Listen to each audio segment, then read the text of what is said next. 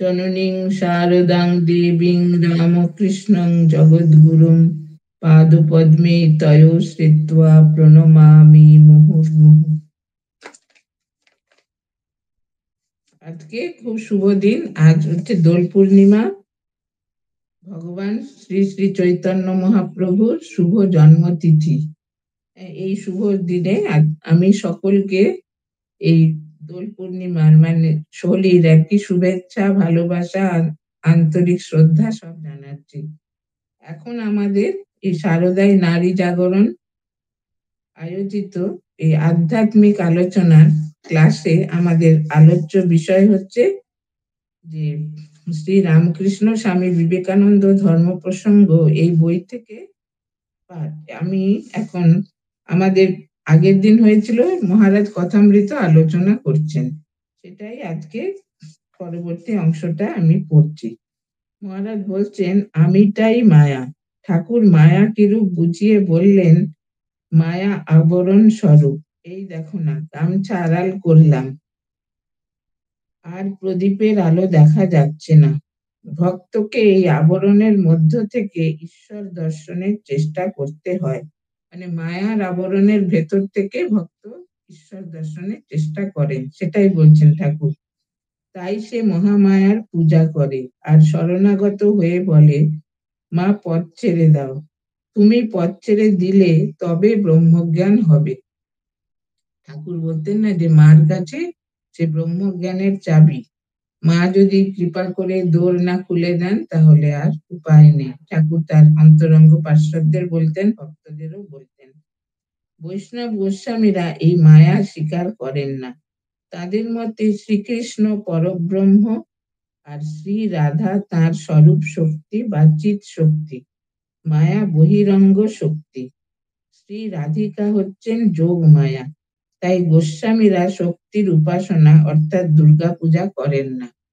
দেখুন, গোস্বামী বৈষ্ণব মতে কিন্তু এই মায়ার অস্তিত্ব তারা স্বীকার করেন না। তারা বলেন যে রাধা হচ্ছেন শ্রীকৃষ্ণের স্বরূপ শক্তি আর রাধা হচ্ছেন যোগ মায়া। সেজন্য তারা দুর্গা পূজা করেন না, গোস্বামী যারা বড় বড় সাধক আর কি।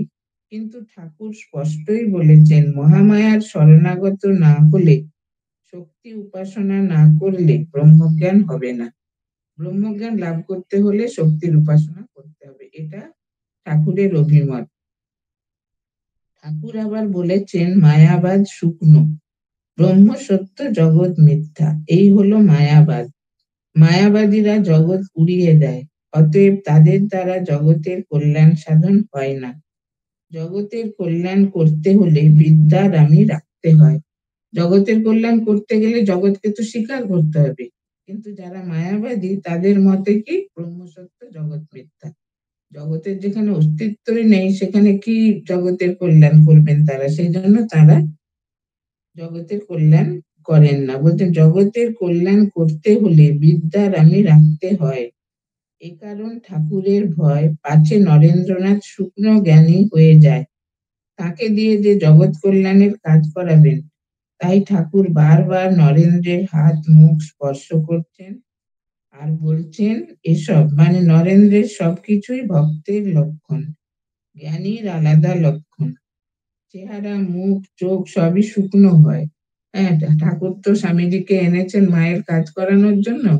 এখন স্বামীজি যদি মাকে স্বীকার না করেন তাহলে কি করে মায়ের কাজ করবেন? সেই জন্য ঠাকুরের খুব চিন্তা ছিল যে স্বামীজি কখন মাকে স্বীকার করবেন। তো অবস্থার বিপর্যয়ে এমনই হলো যে স্বামীজিকে স্বীকার করতেই হলো মাকে। আর তার আগে বলছেন যে ঠাকুর স্বামীজির হাতে মুখে হাত বুলিয়ে বলতেন যে নরেন্দ্র হচ্ছে ভক্তের চেহারা। আর জ্ঞানীর চেহারা কি, মুখ চোখ সব শুকনো, কিন্তু ভক্তের তা নয়। ভক্তের মুখ চোখ সব মানে সরস আর কি, তেজদীপ্ত। তো ঠাকুর বলছেন, ঐশ্বর্য দেখেই সকলে ভুলে যায়, যার ঐশ্বর্য তাকে কেউ খোঁজে না। এইটুকু পাঠ করি মহারাজ বেশ একটু উত্তেজিত কণ্ঠে বলে উঠলেন, খুব ঠিক কথা। এই দেখুন না, উৎসবাদী ঐশ্বর্যাদির আলোক সবকিছুই আড়াল করে রেখেছে। আমাদের প্রায় সময় এই অবস্থা হয়, ঠাকুরের চিন্তা একেবারে চাপা পড়ে যায়। ঠাকুর বলছেন তো যে জগৎ দেখেই সবাই মুগ্ধ, জগৎ কারণ যে ঈশ্বর তাকে কেউ দেখতে চায় না, মানে ভুলেই যায়। যেটা মহারাজ বলছেন সবই ঠিক কথা, আমাদের ওই যে এত উৎসব হয় তখন কাজের চাপে হোক যাই হোক, তখন আর মানে আসল উদ্দেশ্যটা মনে থাকে না।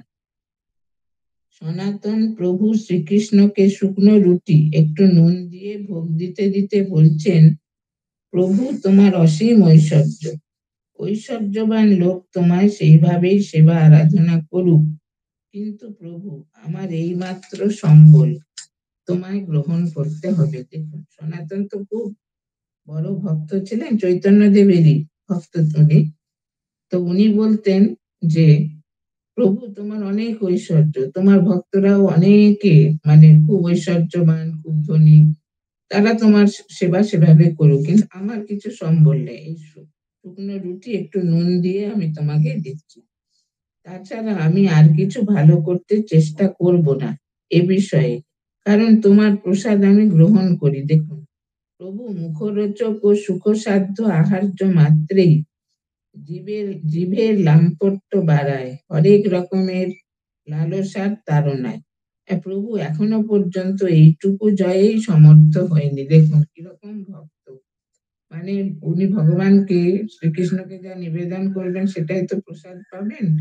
তো নুন আর রুটি, শুকনো রুটি একটু নুন দিয়ে দিতেন, বলতেন আমার আর কোনো সম্বল নেই, আর তাছাড়া তোমার প্রসাদ তো আমি গ্রহণ করব, আমি যদি অনেক কিছু ভোগরাগ তোমাকে দিই সেটা আমি গ্রহণ করব, তাতে কি হবে, বলছেন জীবের লাম্পট্য বাড়ে, জীব তখন চাইবে কি আরো ভালো কিছু গ্রহণ করতে, আরো ভালো গ্রহণ করতে, এতে করে কি হবে, দিন দিন এই লালসাটা বেড়েই যাবে।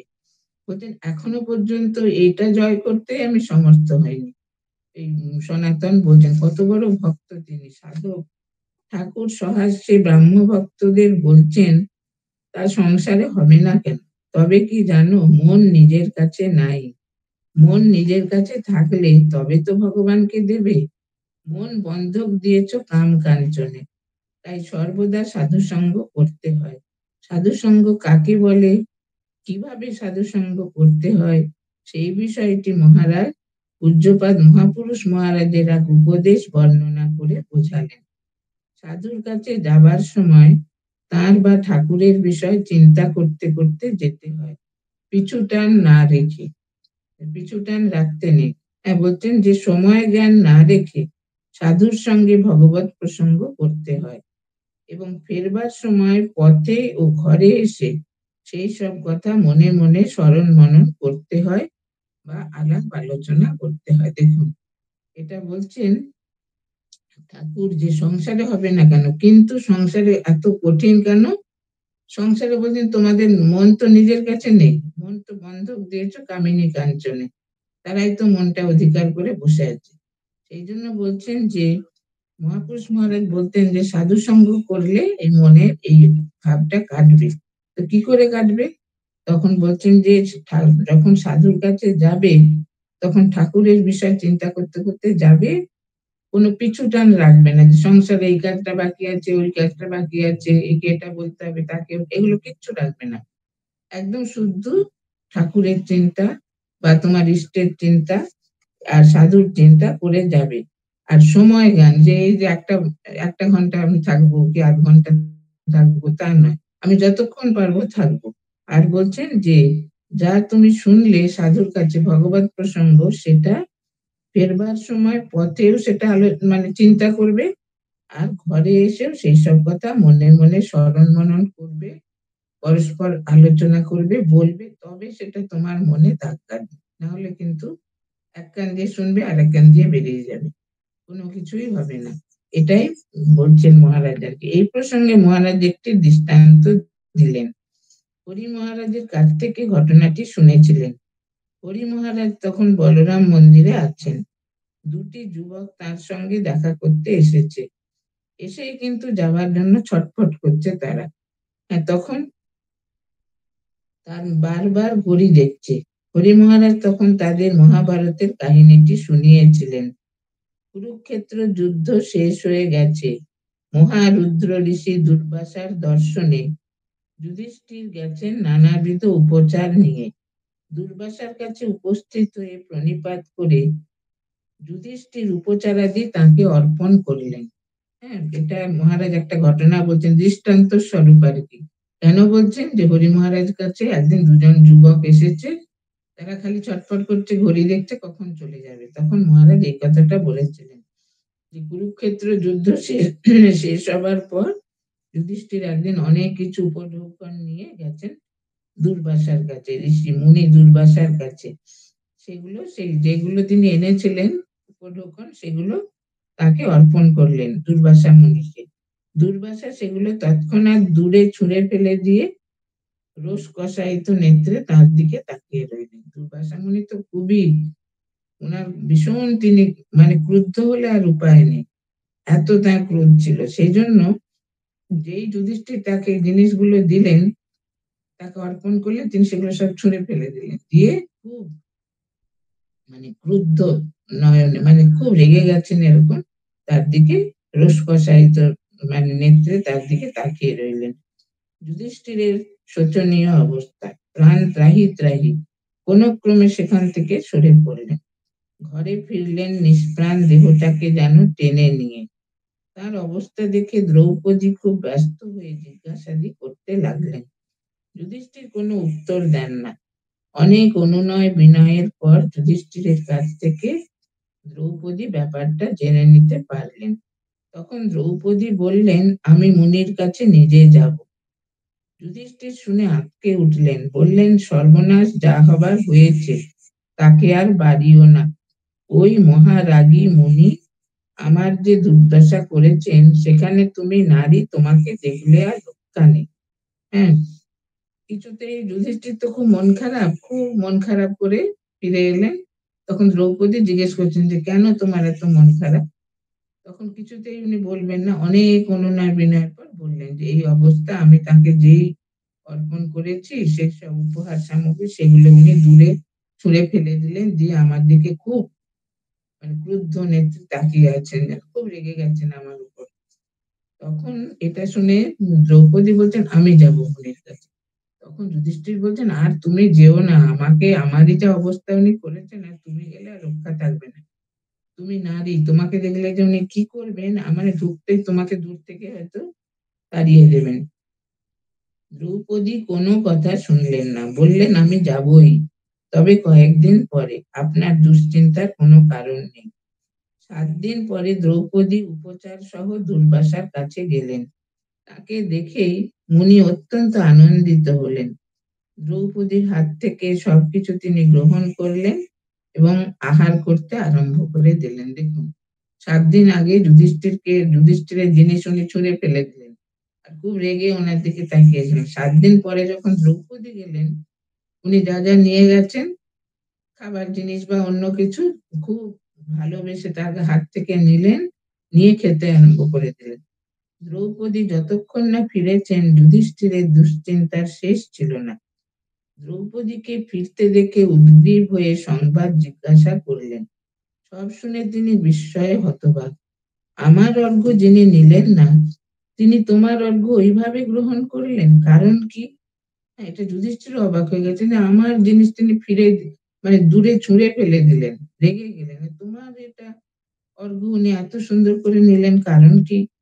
তখন দ্রৌপদী বললেন, মহারাজ, আপনি যখন গিয়েছিলেন, আপনি নিশ্চয় সমস্ত মন নিয়ে মুনির কাছে যান। দেখুন দ্রৌপদী কত মানে বুদ্ধিমতী, কত তার প্রজ্ঞা। বলছেন, আপনি যখন গেছেন, এই যে মহাপুরুষ মহারাজ বলেছেন যে সাধুর কাছে যাবে মন প্রাণ এক করে, ঠাকুরের কথা চিন্তা করতে করতে, সাধুর কথা চিন্তা করতে করতে, অন্য চিন্তা করবে না। আপনি যখন গিয়েছিলেন তখন নিশ্চয়ই এক মনে যাননি। হ্যাঁ, তার আপনার কাছ থেকে শোনার পরে গত 7 দিন আমি কেবলই পূজা ও প্রার্থনা করেছি, কেবলই মুনির চিন্তা করেছি। দেখুন, আপনার কথা যখন শুনলাম যে আপনার জিনিস উনি ছুঁড়ে ফেলে দিয়েছেন, আপনার দিকে খুব ক্রুদ্ধ ভাবে তাকিয়েছেন, তখন আমি 7 দিন ধরে শুদ্ধ ওনারই চিন্তা করছি, ওনার কাছে প্রার্থনা করছি।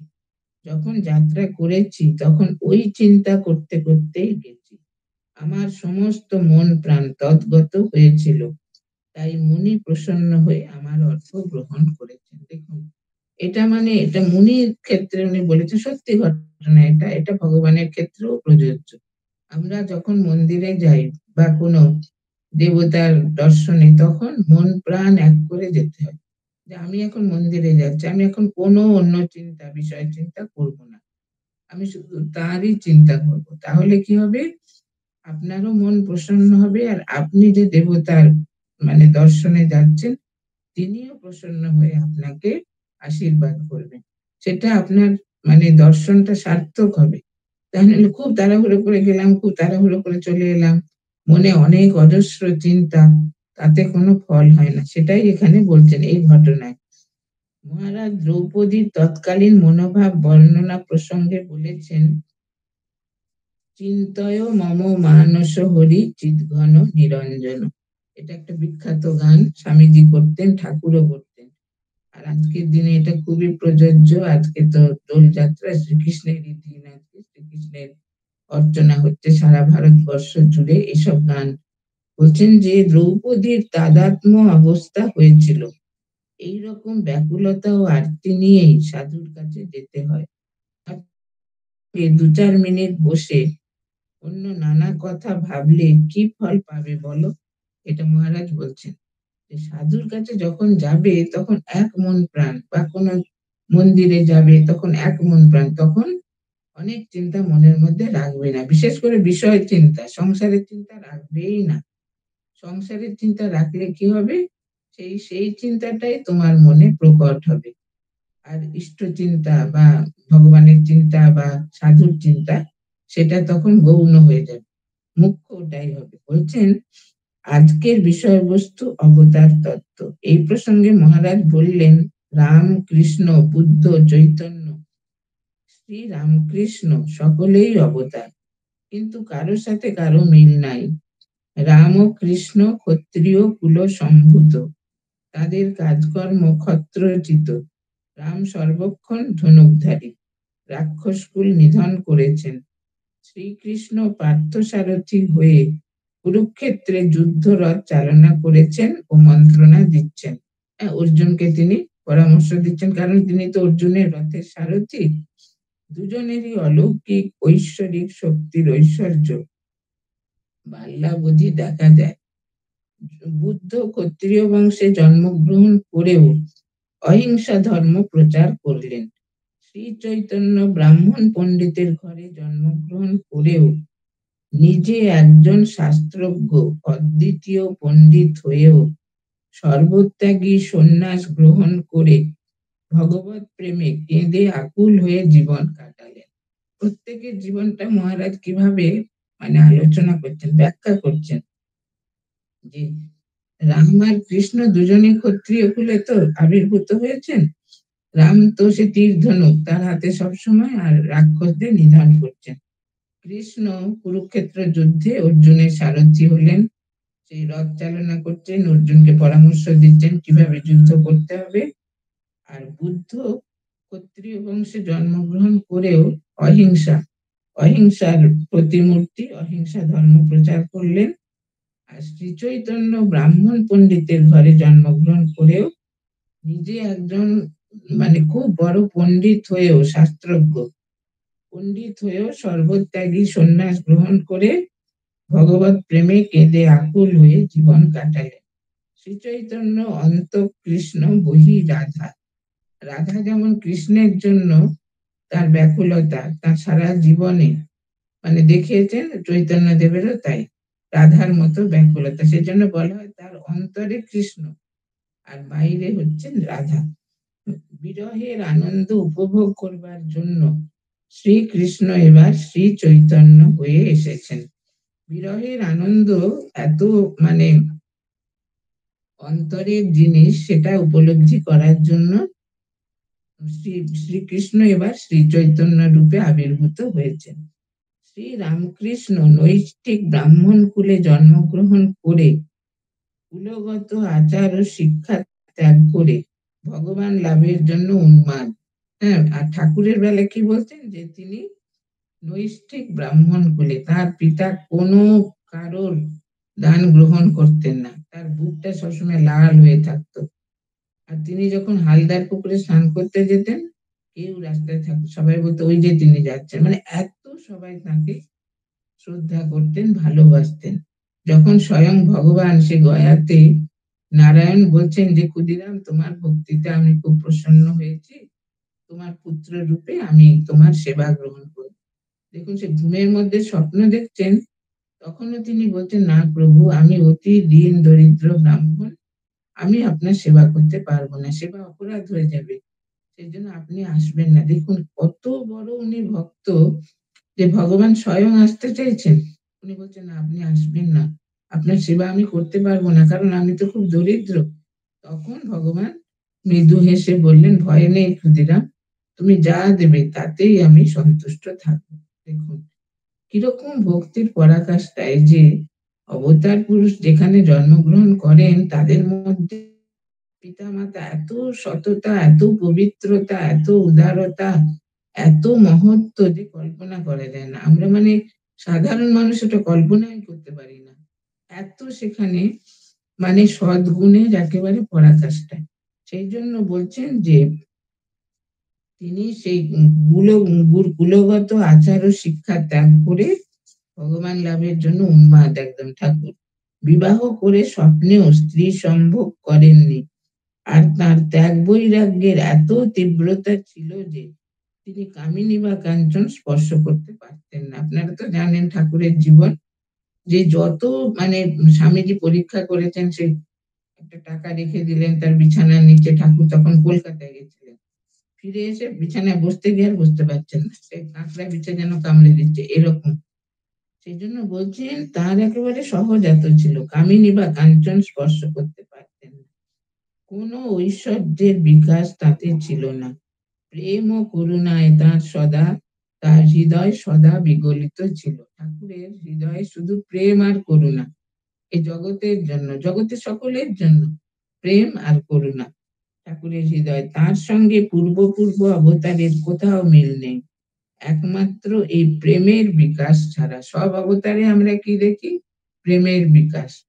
তারা যে আবির্ভূত হন এই করুণাতে, প্রেমে, যে জগতের মানুষ এত কষ্ট পাচ্ছে, এই ত্রিবিধ দুঃখ, আধ্যাত্মিক, আধিদৈবিক, আধিভৌতিক, সেই দুঃখ থেকে তাদের কি করে পরিত্রাণ করা যায়, সেই জন্য তারা এত কষ্ট করে অবতরণ করেন আমাদের উত্তরণের জন্য। এখানে তাই বলছেন কি, যে তাতে একাধারে শিব ও শক্তির মিলন ছিল ঠাকুরের জীবনে আর কি।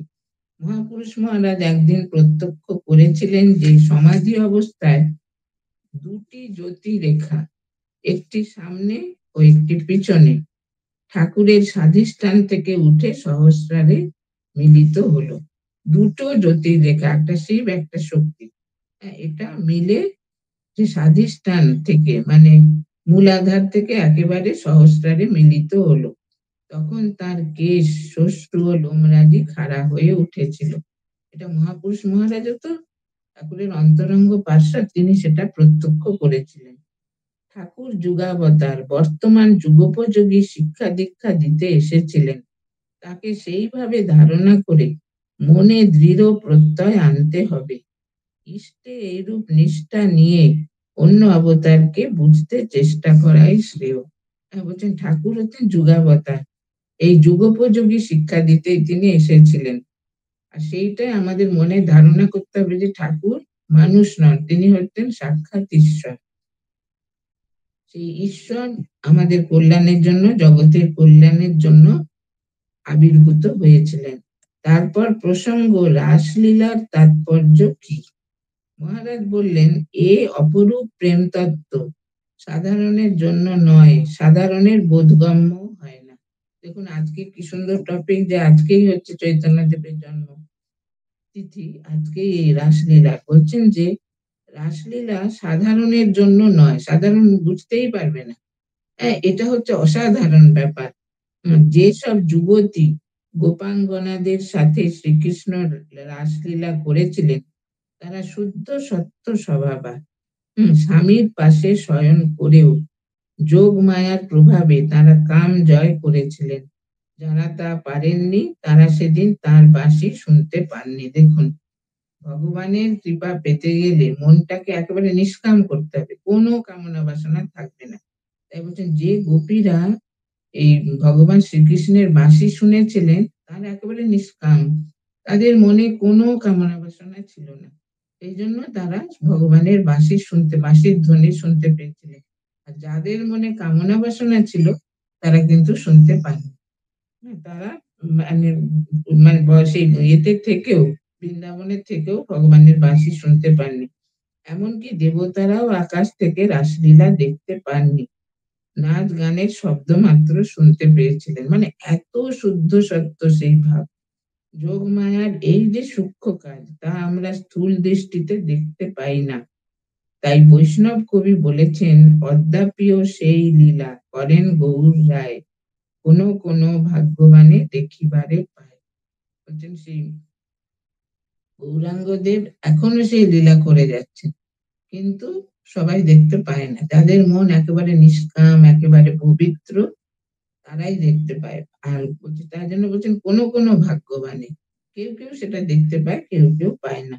শ্রী রামকৃষ্ণ নরেন্দ্রনাথকে আকর্ষণ করে তার বাড়ি থেকে সুখে দক্ষিণেশ্বরে নিয়ে আসেন। নরেন্দ্র ছাড়া আর কেউ তা জানতে পারেননি। নরেন্দ্রনাথ পরে একদিন একথা প্রকাশ করেন। ঠাকুর সহজাবস্থায় একদিন দেখছেন ভবতারিণী মল পায়ে দিয়ে এলো চুলে ঝমঝম করে মন্দিরের চূড়ায় ছাদে উঠে সতৃষ্ণ নয়নে কলকাতার দিকে চেয়ে আছেন।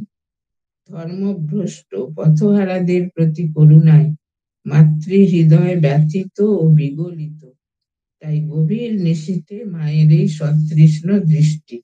হ্যাঁ, এটা বলছেন যে ঠাকুর মানে সাদা চোখে দেখেছিলেন সহজ অবস্থায় যে ভবতারিণী মা মল পায়ে দিয়ে, ঝমঝম শব্দ হচ্ছে, চুল খোলা, এলো চুলে, মায়ের তো চুল খোলাই থাকে সবসময়, এলো চুল, সেই মন্দিরের চূড়ায় উঠে কলকাতার দিকে তাকিয়ে আছেন। কেন? যে যারা ধর্মভ্রষ্ট, তারা তো পথহারা, তাদের জন্য মায়ের মনে কষ্ট হচ্ছে যে এরা এই ধর্ম থেকে বিচ্যুত হয়ে কি কষ্টে জীবন কাটাচ্ছে, কি করে এদের কল্যাণ হবে। এই চিন্তা করে মা একেবারে মানে দুঃখিত হয়ে আছেন। সেজন্য মার সে সতৃষ্ণ দৃষ্টি। এই সূক্ষ্ম কাজের আরেকটি ঘটনা মহারাজ বললেন। মঠে উৎসব, কয়েকদিন ধরে অজোরে বৃষ্টি চলছে, ঝড়ে ছাউনি ইত্যাদি উড়িয়ে নিয়ে যাচ্ছে। সকলেই ভাবনায় মুহ্যমান। পূজ্যপাদ মহাপুরুষ মহারাজ ঠাকুর ঘরের মধ্যে ধ্যানে বসেছেন। কিছুক্ষণ পরে উঠে এসে বললেন, ভাবনা নেই।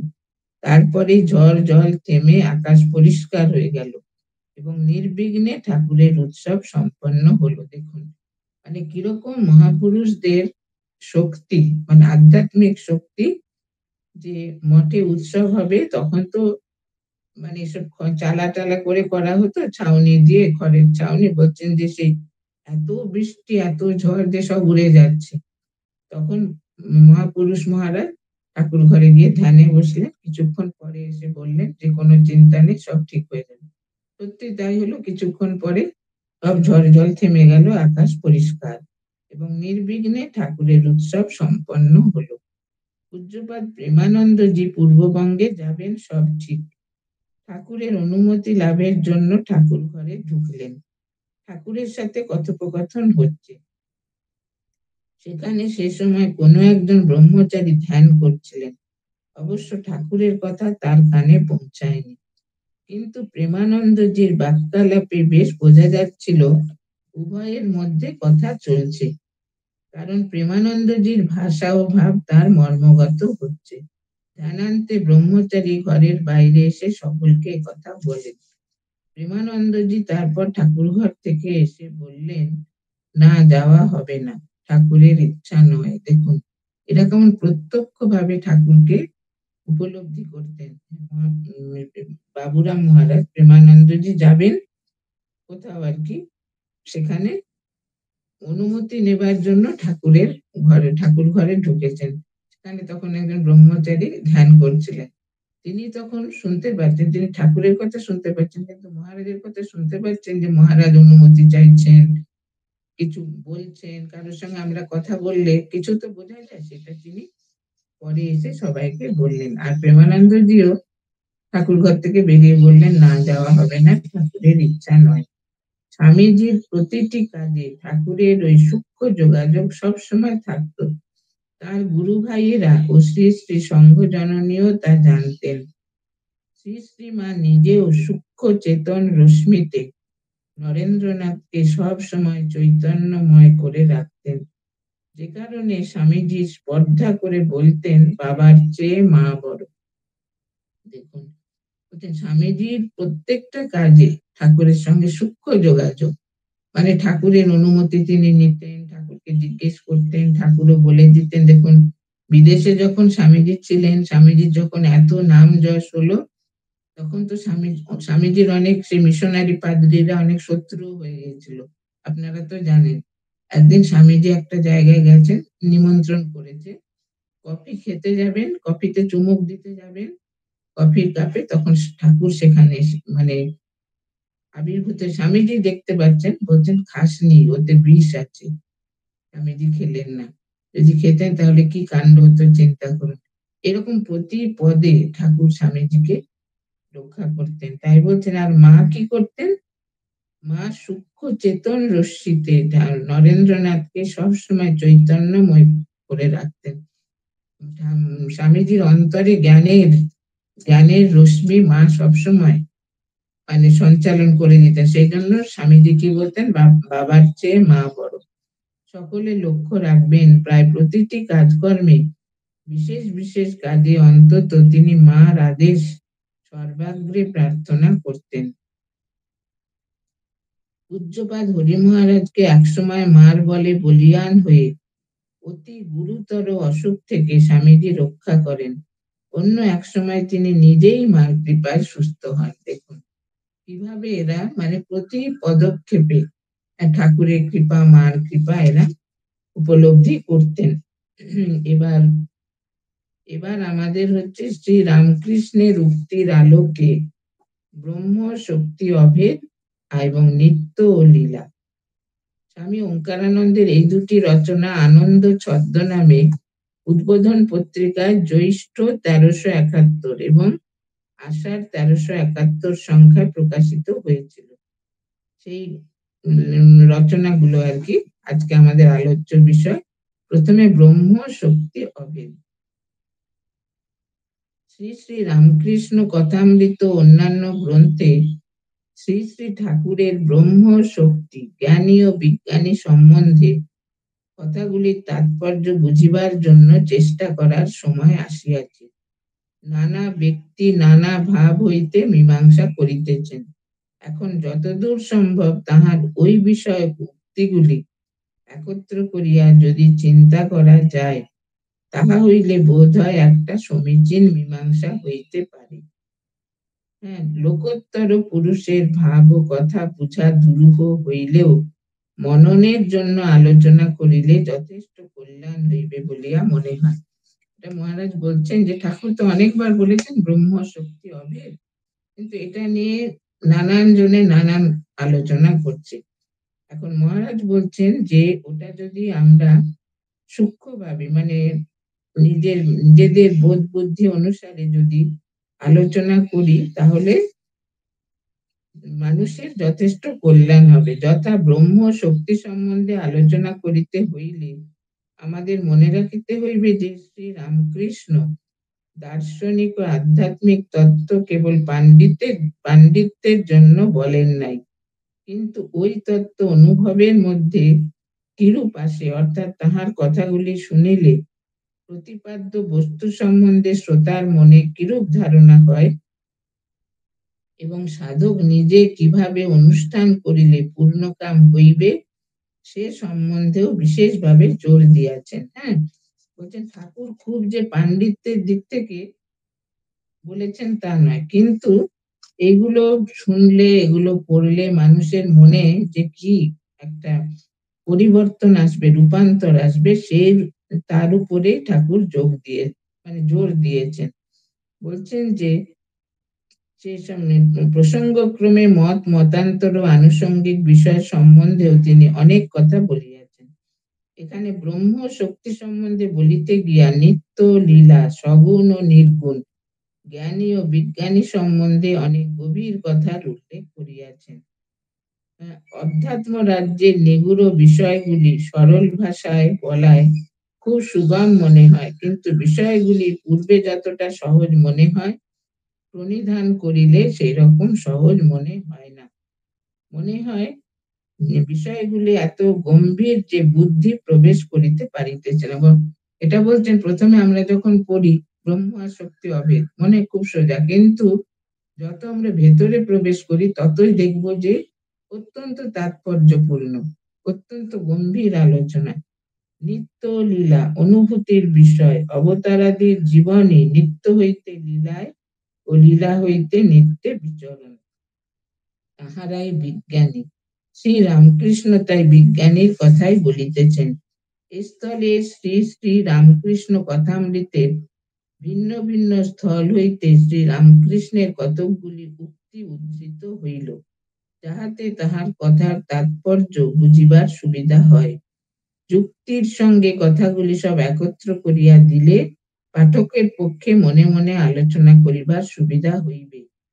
আরো এক কথা, কথামৃত পড়িলেই পাঠকের মনে হয় শ্রী রামকৃষ্ণ বিশিষ্টাদ্বৈতবাদী বা দ্বৈতবাদী ছিলেন। অদ্বৈতের কথা থাকিলেও উহা তাহার মত নয়। ইহার কারণ পাঠকের নিজস্ব প্রকৃতি, আর দ্বিতীয় কারণ বিশেষ বিশেষ কথাগুলিকে একত্র চিন্তা না করা। এই ত্রুটি কতকটা নিবারণ করিবার জন্যই উক্তিগুলি একত্র সন্নিবেশিত করা হইল। এখন ব্রহ্ম আর শক্তি সম্বন্ধে ঠাকুরের যে উক্তি সেগুলো বলছেন মহারাজ যে তিনি একরূপে নিত্য, একরূপে লীলা। বেদান্তে কি আছে? ব্রহ্ম সত্য, জগৎ মিথ্যা। কিন্তু যতক্ষণ ভক্তের আমি রেখে দিয়েছেন ততক্ষণ লীলাও সত্য। আমি যখন তিনি পুছে ফেলবেন তখন যা আছে তাই, মুখে বলা যায় না। নিত্য, নিত্য বললেই লীলা আছে বোঝায়, লীলা বললেই নিত্য আছে বোঝায়। যখন নিষ্ক্রিয় তখন তাকে ব্রহ্ম বলি, যখন সৃষ্টি করছেন, পালন করছেন, সংহার করছেন তখন তাকে শক্তি বলি। ব্রহ্ম আর শক্তি অভেদ। জল স্থির থাকলেও জল, ফেললে দুললেও জল। যে ইট চুন সুরকি থেকে ছাদ, সেই ইট চুন সুরকি থেকেই সিঁড়ি। যিনি ব্রহ্ম তার সত্তাতেই জীব জগৎ। এগুলো তো আপনারা কথামৃতে তো পড়েছেন, সেগুলো মহারাজ সব একসঙ্গে সংকলন করে দিয়েছেন যে ব্রহ্ম আর শক্তি সম্বন্ধে ঠাকুর কি কি বলছেন। বিজ্ঞানীরা নিরাকার সাকার দুই লয়, অরূপ রূপ দুই গ্রহণ করে।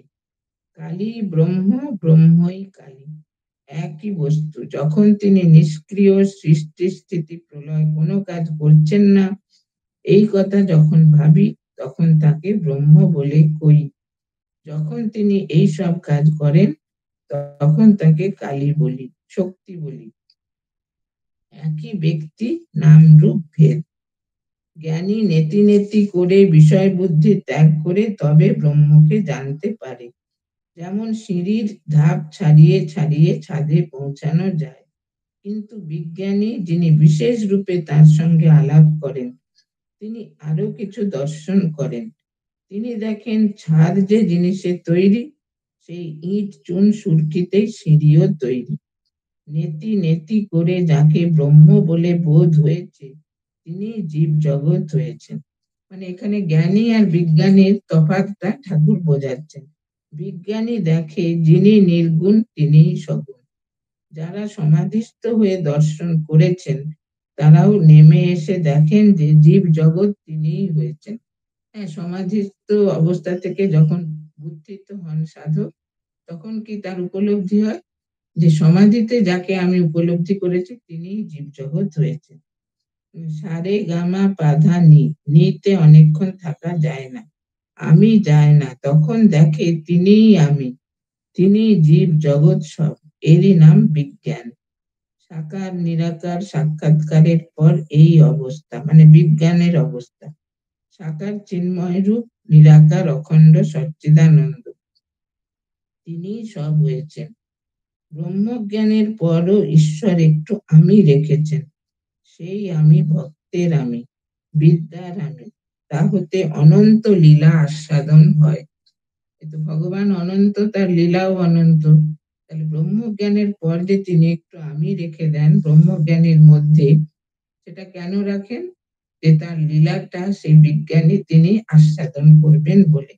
যতক্ষণ আমি তুমি আছে ততক্ষণ আমি প্রার্থনা কি ধ্যান করছি এ জ্ঞান আছে, ততক্ষণ তুমি ঈশ্বর প্রার্থনা শুনছো এ জ্ঞানও আছে। ঈশ্বরকে ব্যক্তি বলে বোধ আছে।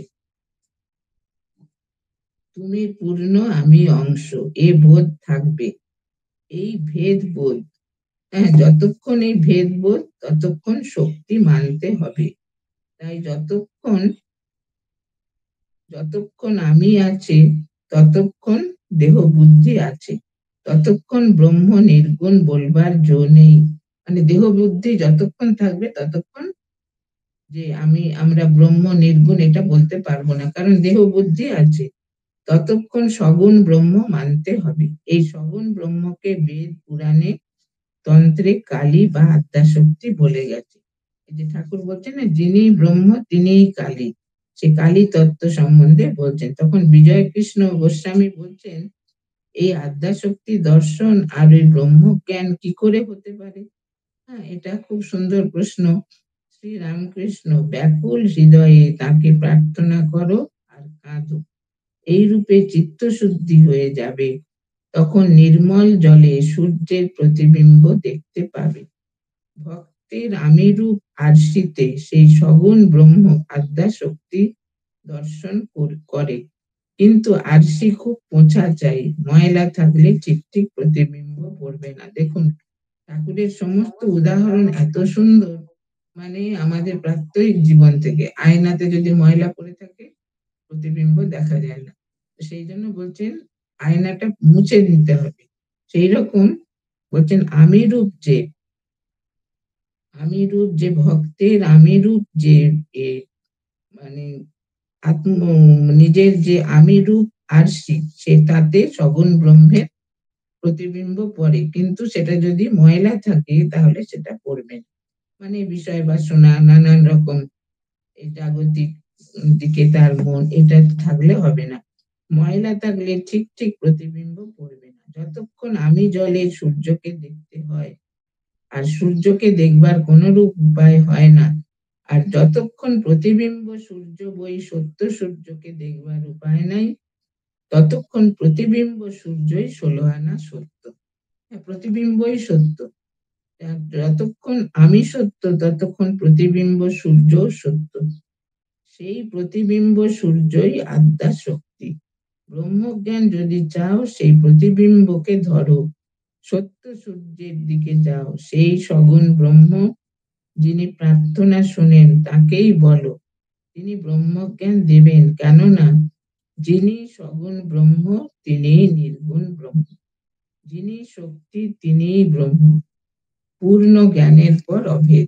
আর যতক্ষণ পূর্ণ জ্ঞান না হচ্ছে ততক্ষণ এই প্রার্থনা সাধনা ধ্যান ধারণা এগুলো করতে হবে। বলছেন যিনি শক্তি তিনিই ব্রহ্ম, পূর্ণ জ্ঞানের পর অভেদ। যারা জ্ঞান বিচার করে তারা 3 অবস্থায়, মানে জাগ্রত স্বপ্ন সুষুপ্তি উড়িয়ে দেয়। তারা বলে ব্রহ্ম 3 অবস্থার পার, স্থূল সূক্ষ্ম কারণ 3 দেহের পার, সত্য রজতম 3 গুণের পার, সমস্তই মায়া।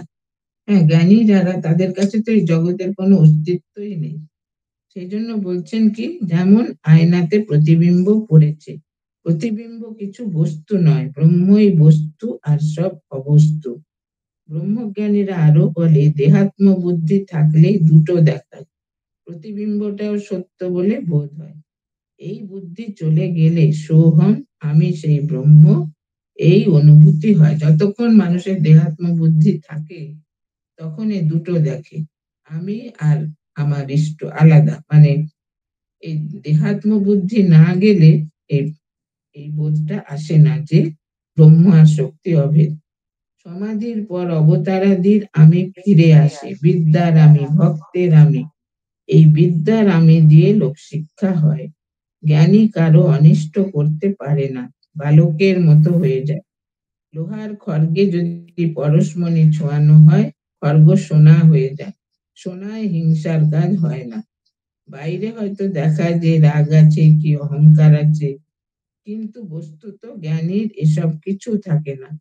দূর থেকে পোড়া দড়ি বোধ হয় ঠিক একগাছা দড়ি পড়ে আছে, কিন্তু কাছে এসে ফুঁ দিলে সব উড়ে যায়। কি সুন্দর বলছেন দেখুন, যে যে জ্ঞান লাভ করবে তার এসব রাগ অহংকার এগুলো কিছুই থাকবে না, কিন্তু বাইরে হয়তো হয়তো দেখা যাচ্ছে যে অহংকার আছে কি রাগ আছে, বলে সেটা একদম ক্ষণিক। বলছেন যেমন পোড়া দড়ি, মনে হচ্ছে একটা দড়ি পড়ে আছে, কাছে গিয়ে ফুঁ দিলে উড়ে যাবে সব ছাইগুলো, সেই রকম।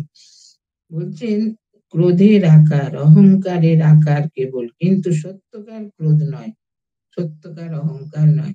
সাধারণ মানুষের হচ্ছে সত্যকার ক্রোধ, সত্যকারের অহংকার, কিন্তু জ্ঞানীর হচ্ছে আকারটা, মানে অহংকারের একটা আকার, যেমন পোড়াদড়ি, কিন্তু ঠিক ঠিক অহংকার নয়। এই আদ্যাশক্তি বা মহামায়া ব্রহ্মকে আবরণ করে রেখেছে। আবরণ গেলেই যা ছিল তাই হলুম, আমি তুমি তুমি আমি। এই আদ্যাশক্তি বা মহামায়া ব্রহ্মকে আবরণ করে রেখেছে, যেমন সূর্যকে মেঘ এসে ঢেকে দিচ্ছে। সেই মেঘ সরে গেলেই সূর্য স্বয়ং প্রকাশ, স্বয়ং প্রকাশিত হবেন। এই মায়াটি কি? যা কিছু দেখছো শুনছো চিন্তা করছো সবই মায়া। এক কথায় কামিনী কাঞ্চনী মায়ার আবরণ। মানুষের স্বধাম হচ্ছে পরব্রহ্ম। ত্রিগুণাতীত না হলে পরব্রহ্ম হয় না। তিন গুণের পারে না গেলে, সত্য রজতম তিন গুণের পারে না গেলে পরব্রহ্ম মানে সে ব্রহ্ম জ্ঞান লাভ হয় না। এক ছাড়া আর কিছু নাই, যেই সেই পরব্রহ্ম আমি যতক্ষণ রেখে দেন, ততক্ষণ দেখান যে আদ্যাশক্তি রূপে সৃষ্টি স্থিতি প্রলয় করছে। ব্রহ্ম আর আদ্যাশক্তি প্রথম দুটো বোধ হয়, কিন্তু ব্রহ্মজ্ঞান হলে আর দুটো থাকে না, অভেদ। এক, যে একের দুই নাই, অদ্বৈতম। আর আমি দেখছি বাজিকর আর বাজিকরের খেলা। ঠাকুর বলছেন বাজিকরই সত্য, খেলা সব অনিত্য, স্বপ্নের মতো। বাজিকর কত খেলা দেখাচ্ছে, ম্যাজিশিয়ান ম্যাজিক দেখাচ্ছে, তো সবটাই কিন্তু মিথ্যা। আর সে যা বলছে আমরা তাই দেখছি, কিন্তু বাজিকরই সত্য, তার বাজি যে খেলাটা দেখাচ্ছে সেটা সত্য নয়, জগৎটাও সেই রকম। শ্রী রামকৃষ্ণ ওসব লীলা, আমিও ভাবতুম ওই কথা, তারপর দেখলুম সবই মায়া। তার সৃষ্টিও মায়া, তার সংহারও মায়া, সবই মায়া। অন্তরে বাহিরে দুই দেখছি, অখণ্ড সচ্চিদানন্দ। সচ্চিদানন্দ কেবল একটি খোল আশ্রয় করে এই খোলের অন্তরে বাহিরে রয়েছেন, এইটি দেখছি। ঠাকুর বলছেন, ঠাকুর তো স্বয়ং ভগবান, বলছেন অন্তরে বাহিরে। অন্তরেও দেখছি সে অখণ্ড সচ্চিদানন্দ, বাইরেও দেখছি সে অখণ্ড সচ্চিদানন্দ। বলছি সচ্চিদানন্দ কেবল একটি খোল আশ্রয় করে এই খোলের অন্তরে বাহিরে রয়েছেন, এইটি দেখছি।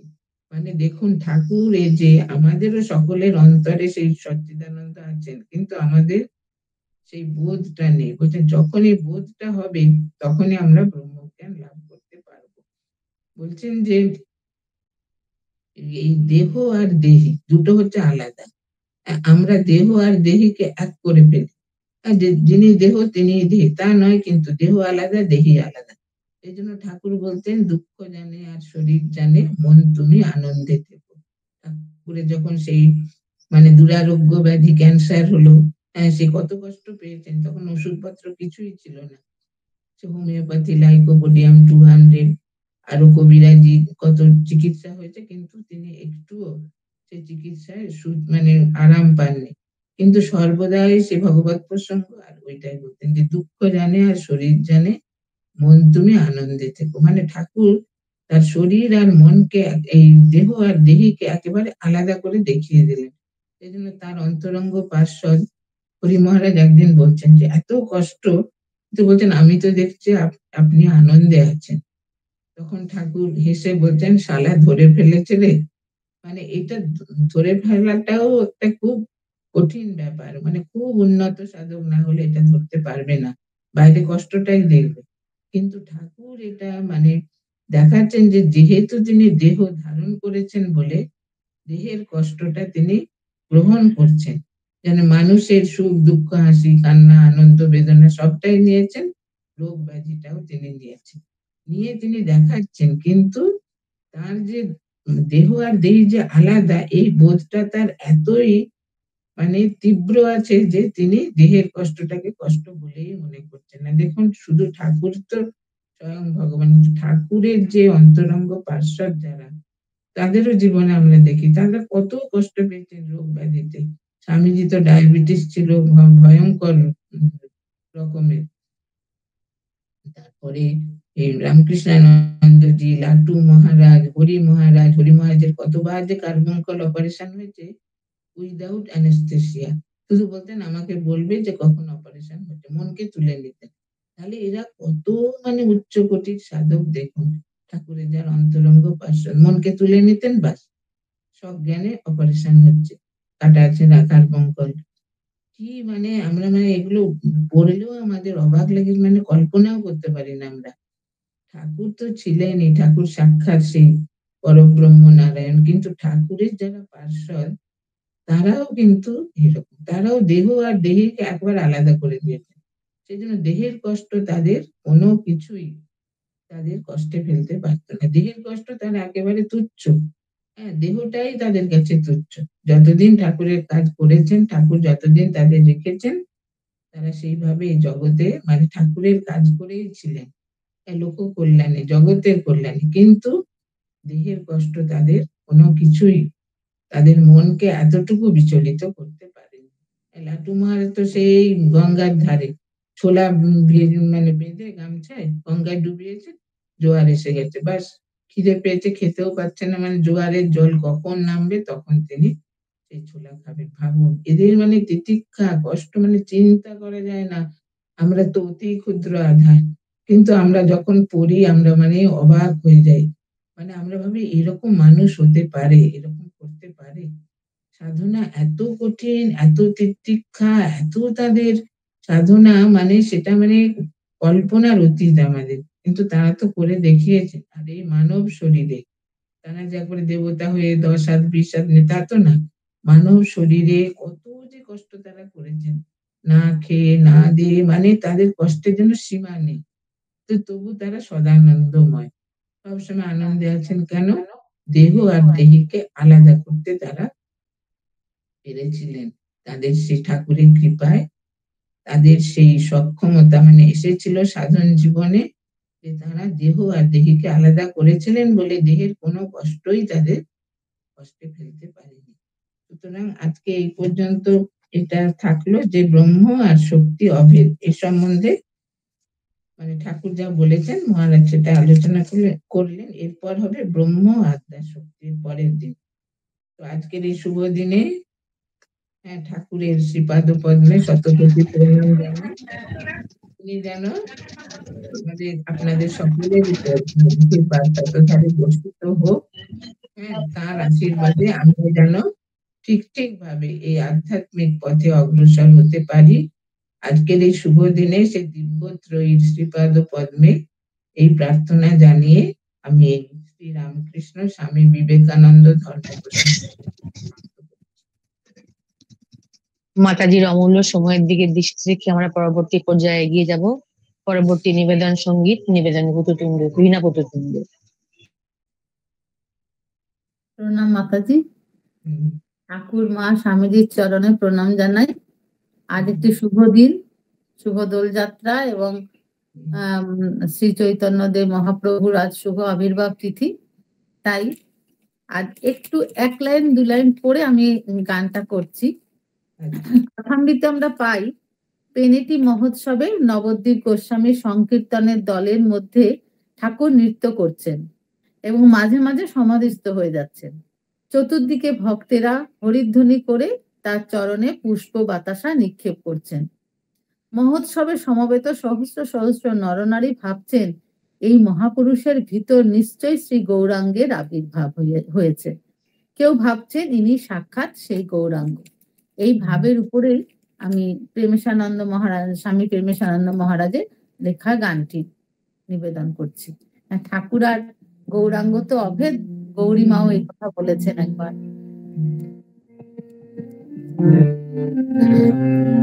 নদিয়ার পথে পথে কাঙালের বেশে হরি নাম প্রেম বিলাইলে ধরা তলে অবতরে।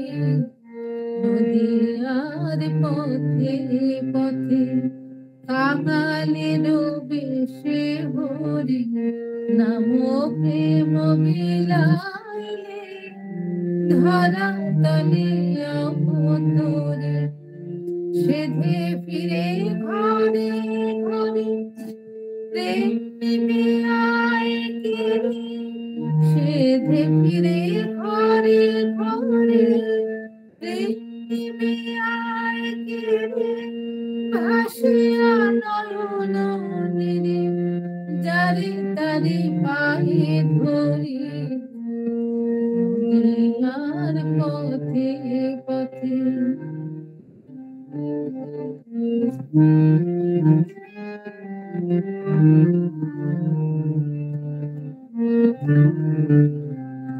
হেলাই দিলে না কান ভুলে নিঠুর পাষাণ। বড় ব্যথা পেয়ে প্রাণে অভিমানে গেছে ফিরি। হেলাই দিলে না কান ভুলে নিঠুর পাষাণ। বড় ব্যথা পেয়ে প্রাণে অভিমানে গেছে ফিরি। ধরি পুন করুণায় রাম কৃষ্ণ নরকায়। ধরি পুন করুণায় রাম কৃষ্ণ নরকায়। মোহে জীব পাপ রাশি কঠোর সাধনা করি। নদিয়ার পথে পথে কাঙালের বেশে হরি।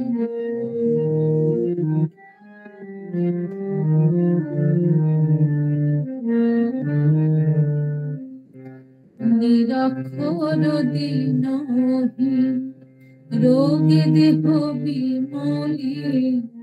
উন্মত্ত পাগল যেন সাজিয়া দিন ভিখারি। নিরক্ষর দীনহীন রোগে দেহ বিমলি। উন্মত্ত পাগল যেন সাজিয়া দিন ভিখারি। সবারে আপন বলি নিতে চায় কোলে তুলি। সবারে আপন বলি নিতে চায় কোলে তুলি। তারে রাখো গরে দয় চিরি। নদিয়ার পথে পথে কাঙালির বেশে হরি নাম প্রেম বিলাইলে ধরা তলে অবতরে। সেধে ফিরে ঘরে ঘরে প্রেম নিবে আয় কেড়ে। সেধে ফিরে ঘরে ঘরে প্রেম নিবে আয় কেড়ে। ভাসিয়া নয়ন নীরে যারে তারে পায়ে পড়ি। নদিয়ার পথে পথে কাঙালের বেশে হরি নাম প্রেম বিলাইলে ধরা তলে অবতরি। নদিয়ার পথে পথে। জয় ঠাকুর, জয় মা, জয় সমাজ।